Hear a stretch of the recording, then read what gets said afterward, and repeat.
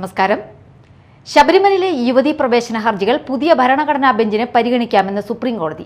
Chief ജസ്റ്റിസായിരിക്കും 9-അംഗ ബെഞ്ചിന് നേതൃത്വം നൽകാൻ സാധ്യത. ഇക്കാര്യം നേരത്തെ നിശ്ചയിച്ചതാണെന്നും കോടതി വ്യക്തമാക്കി. എല്ലാ കക്ഷികളും മാർച്ച് 14-ന് മുൻപ് നിലപാട് എഴുതി നൽകാനും കോടതി നിർദ്ദേശിച്ചു. 9-അംഗ ബെഞ്ച് ഏപ്രിൽ 7-ന് വാദം തുടങ്ങും. ശബരിമലയിൽ സ്ത്രീകൾക്ക് പ്രായഭേദമന്യേ പ്രവേശനം അനുവദിക്കണമെന്ന 2018-ലെ വിധിക്കെതിരായ പുനഃപരിശോധനാ ഹർജികളാണ് സുപ്രീം കോടതി പരിഗണിക്കുന്നത്. നമുക്ക് ന്യൂസ് ടൈം തുടങ്ങാം. അതിനു മുൻപ് ന്യൂസ് ടൈമിലെ പ്രധാന വാർത്തകൾ. സർക്കാർ ഉറപ്പുകൾ പാലിച്ചില്ല. സംസ്ഥാനത്തെ സർക്കാർ മെഡിക്കൽ കോളേജുകളിൽ ഡോക്ടർമാരുടെ അനിശ്ചിതകാല OP ബഹിഷ്കരണം ആരംഭിച്ചു. 19 മുതൽ അടിയന്തരമല്ലാത്ത ശസ്ത്രക്രിയകളും നിർത്തിവെക്കും. സംസ്ഥാനത്ത് ചൂട് കൂടുന്ന സാഹചര്യത്തിൽ അൾട്രാ വയലറ്റ് രശ്മികളെയും സൂക്ഷിക്കണമെന്ന മുന്നറിയിപ്പുമായി ദുരന്ത നിവാരണ അതോറിറ്റി. പൊതുജനങ്ങൾ സുരക്ഷാ മുൻകരുതലുകൾ സ്വീകരിക്കണം. ആലുവയിൽ ബലിതർപ്പണത്തിനെത്തിയ ഒരാൾ പുഴയിലേക്ക് ചാടി. ബലിയിട്ട ശേഷം പുഴയിലേക്ക് ചാടുകയായിരുന്നു. ഫയർഫോഴ്സും പോലീസും ചേർന്നാണ് ഇയാളെ കരയിലേക്ക് കയറ്റിയത്. വിശദമായ വാർത്തകളിലേക്ക് പോകാം. സർക്കാർ ഉറപ്പുകൾ പാലിച്ചില്ല. സംസ്ഥാനത്തെ സർക്കാർ മെഡിക്കൽ കോളേജുകളിൽ ഡോക്ടർമാരുടെ അനിശ്ചിതകാല OP ബഹിഷ്കരണം ആരംഭിച്ചു. 19 മുതൽ അടിയന്തരമല്ലാത്ത ശസ്ത്രക്രിയകളും നിർത്തിവെക്കും. ശമ്പള ആനുകൂല്യങ്ങൾ ആവശ്യപ്പെട്ട് അനിശ്ചിതകാല OP ബഹിഷ്കരണം പ്രഖ്യാപിച്ചിരിക്കുകയാണ് ഡോക്ടർമാർ. അത്യാഹിത വിഭാഗങ്ങളെ സമരത്തിൽ നിന്ന് ഒഴിവാക്കിയിട്ടുണ്ട്. മാസങ്ങളായി സമരരംഗത്തുള്ള ഡോക്ടർമാരുമായി ചർച്ച നടത്തിയ സർക്കാർ നൽകിയ ഉറപ്പുകൾ പൂർണ്ണമായും പാലിക്കാത്തതിനെ തുടർന്നാണ് സമരം ശക്തമാക്കുന്നതെന്ന് KGMCTA അറിയിച്ചു. സംസ്ഥാനത്ത് ചൂട് കൂടുന്ന സാഹചര്യത്തിൽ അൾട്രാ വയലറ്റ് രശ്മികളെയും സൂക്ഷിക്കണമെന്ന മുന്നറിയിപ്പുമായി ദുരന്ത നിവാരണ അതോറിറ്റി. തുടർച്ചയായി കൂടുതൽ സമയം അൾട്രാ വയലറ്റ് രശ്മികൾ ശരീരത്തിൽ ഏൽക്കുന്നത് സൂര്യാതപത്തിനും ത്വക്ക് രോഗങ്ങൾക്കും നേത്രരോഗങ്ങൾക്കും മറ്റ് ആരോഗ്യ പ്രശ്നങ്ങൾക്കും കാരണമായേക്കാം. പൊതുജനങ്ങൾ സുരക്ഷാ മുൻകരുതലുകൾ സ്വീകരിക്കണം. സംസ്ഥാന ദുരന്ത നിവാരണ അതോറിറ്റി സ്ഥാപിച്ച 14 സ്റ്റേഷനുകളിലെ തത്സമയ അൾട്രാ വയലറ്റ് സൂചിക പ്രകാരം കഴിഞ്ഞ 24 മണിക്കൂറിൽ ഏറ്റവും കൂടുതൽ പതിച്ചത് ഇടുക്കി ജില്ലയിലെ മൂന്നാറിലാണ്. അൾട്രാ വയലറ്റ് സൂചികയിൽ 8 രേഖപ്പെടുത്തിയ ഇവിടെ ഓറഞ്ച് അലർട്ടാണ് പ്രഖ്യാപിച്ചിരിക്കുന്നത്. അതേസമയം തൃശൂർ ജില്ലയിലെ ഒല്ലൂർ, കൊല്ലം ജില്ലയിലെ കൊട്ടാരക്കര, പത്തനംതിട്ട ജില്ലയിലെ കോന്നി, ആലപ്പുഴ ജില്ലയിലെ ചെങ്ങന്നൂർ, കോട്ടയം ജില്ലയിലെ ചങ്ങനാശ്ശേരി, പാലക്കാട് ജില്ലയിലെ തൃത്താല, മലപ്പുറം ജില്ലയിലെ പൊന്നാനി, വയനാട് ജില്ലയിലെ മാനന്തവാടി എന്നിവിടങ്ങളിലും യെല്ലോ അലർട്ടാണ്. അൾട്രാ വയലറ്റ് സൂചിക 11-ന് മുകളിലാണെങ്കിൽ റെഡ് അലർട്ടും, 8 മുതൽ 10 വരെ ഓറഞ്ച് അലർട്ടും, 6 മുതൽ 7 വരെ യെല്ലോ അലർട്ടുമാണ് നൽകുന്നത്. തുടർച്ചയായി കൂടുതൽ സമയം അൾട്രാ വയലറ്റ് രശ്മികൾ ശരീരത്തിലേൽക്കുന്നത് സൂര്യാതപത്തിനും ത്വക്ക് രോഗങ്ങൾക്കും നേത്രരോഗങ്ങൾക്കും മറ്റ് ആരോഗ്യ പ്രശ്നങ്ങൾക്കും കാരണമായേക്കാം.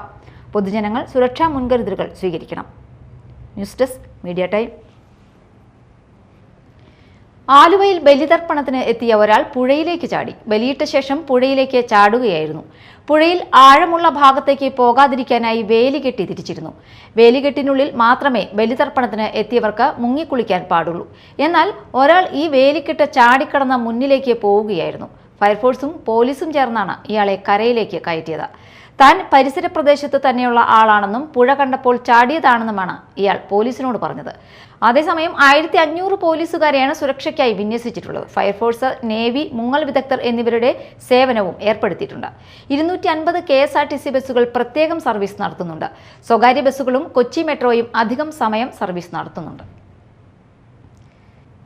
അഷ്ടമിച്ചിറ ജനകീയ താലാഘോഷ കമ്മിറ്റി ശിവരാത്രിയോടനുബന്ധിച്ച് സംഘടിപ്പിച്ച താലാഘോഷയാത്രയ്ക്ക് അഷ്ടമിച്ചിറ ഈസ്റ്റ് നൂറുൽ ഹുദ ജുമുഅ മസ്ജിദ് കമ്മിറ്റിയുടെ ആഭിമുഖ്യത്തിൽ സ്വീകരണം നൽകി. മസ്ജിദ് അങ്കണത്തിൽ നൽകിയ സ്വീകരണത്തിന് മസ്ജിദ് ഇമാം Najeeb Hishami, committee president PS Abdurahiman, secretary VM Nisar, TK സലാം, അബ്ദുൽ ഖാദിർ, ഫൈസൽ, നിയാസ് പാറക്കൽ, PH കരീം, ഷമീർ പഴൂക്കര എന്നിവർ നേതൃത്വം നൽകി. താലാഘോഷ കമ്മിറ്റി ഭാരവാഹികളായ ദിനേശ്, അനിൽ, പ്രദീപ്, രാധാകൃഷ്ണൻ, സുരേഷ്, സന്ദീപ്, രാജു CP, ജിനേഷ്, ജയൻ, ഷൈജു എന്നിവർ സംബന്ധിച്ചു.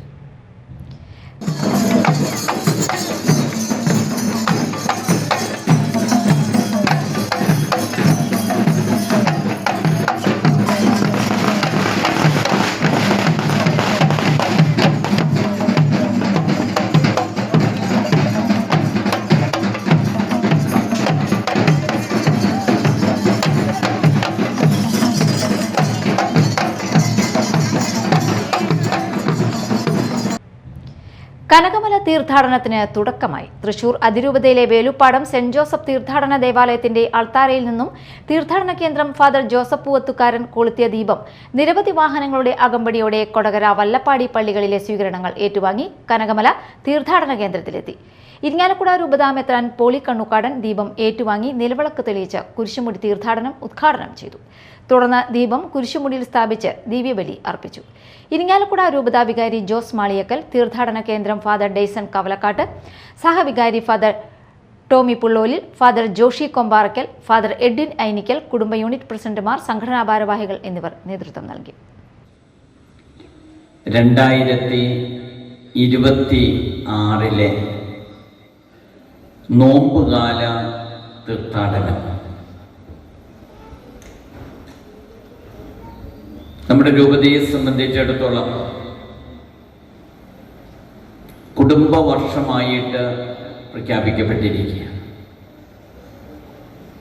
രൂപതയുടെ സുവർണ ജൂബിലിക്ക് ഒരുക്കമായിട്ടുള്ള കാലഘട്ടം.